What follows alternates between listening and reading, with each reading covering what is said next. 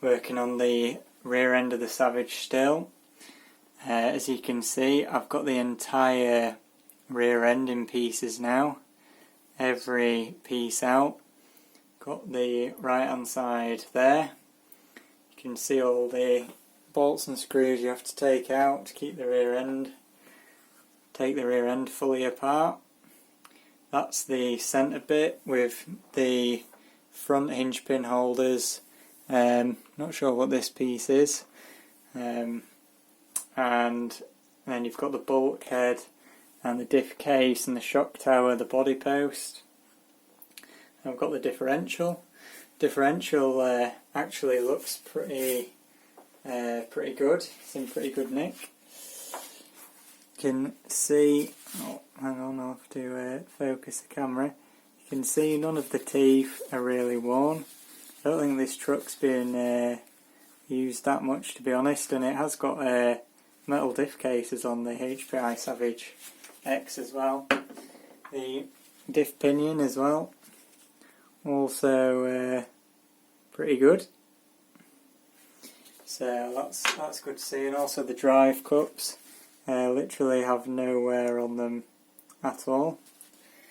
So yeah, they should clean up well. I'm just going to put most of the plastic parts in a bucket with some soap and water and give them a bit of a scrub to get all the dirt out from in between the arms and everything, and out of the inside of the bulkhead there.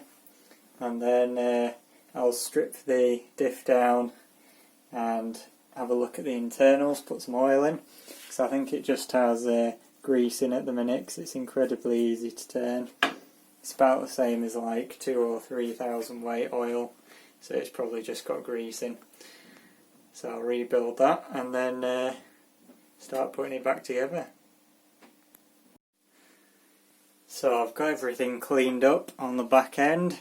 It's taken pretty much all night because everything was pretty dirty. I've washed it all, soapy water, all the plastics. I'm also going to rebuild the diff. So you can see in there it all looks pretty good. The gears are almost perfect. I did destroy the diff gasket, which is over there in bits, getting it off, so I'll have to replace the diff gasket. I'll probably get two for the front one as well. I'm going to replace these Phillips head screws with hex head screws, just so I can get a decent amount of torque on the bolts going into there.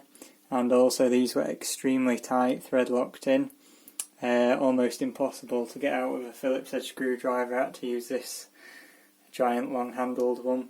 I had to clamp the case in a vise, literally press the screwdriver into it while turning it so it didn't slip out and strip the heads. So all these heads are actually fine. However, I'm going to replace them with probably M3 2mm hexes, so that should be a bit better. Thread lock them in again. All of the plastics are pretty much like new now. They've all had been wiped down with WD-40 as well to keep them sort of oiled, so the pins and stuff don't go rusty. So yeah, I think I'm going to build it all back together tomorrow, and it will literally just be a case of bolting it together, other than the diff, which is going to get 30,000 weight oil in it, both in the front and rear, which is the same as what I've got in my Hyper MT and the X-Ray and the Hyper ST as well. So yeah, that's it for today. I'll probably make this video carry on tomorrow as well. So yeah, see you tomorrow. So here we've got the rear diff, got some 30,000 CST oil in, and there's the ring gear, and there is the new gasket on. So we'll get that screwed back together, and then I guess we'll do the front one next.